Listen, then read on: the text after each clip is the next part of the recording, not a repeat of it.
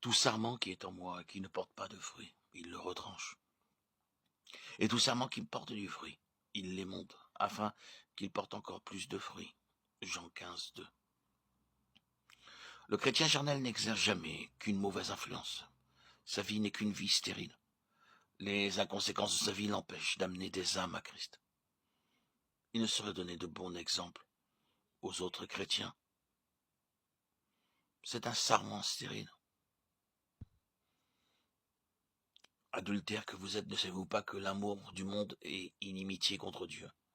Celui donc qui veut être l'ami du monde se rend ennemi de Dieu. Jacques 4, 4. Sa vie est une vie d'infidèle. Ses paroles sont sévères. Dieu déclare que tout chrétien qui est ami du monde est ennemi de Dieu et adultère. Pour donner à ces paroles leur sens véritable, il faut connaître exactement la signification du mot monde.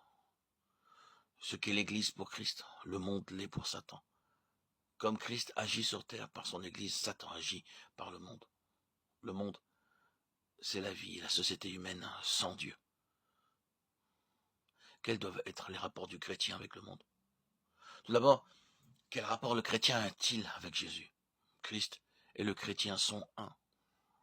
Leur union est si absolue que le Saint-Esprit compare leur relation à celle qui existe entre deux époux. Il est naturel dès lors que Dieu ait déclaré que l'attachement au monde équivaut à un adultère spirituel.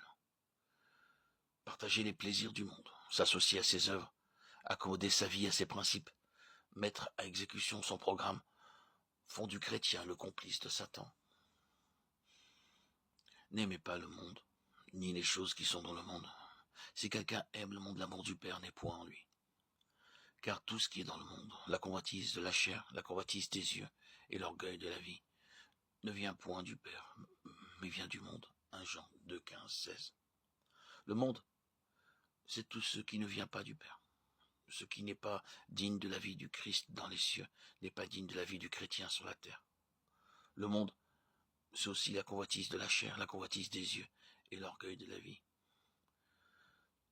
Il se manifeste dans la toilette, la conversation, les distractions, les lectures, les amitiés, par nos désirs et par nos actions.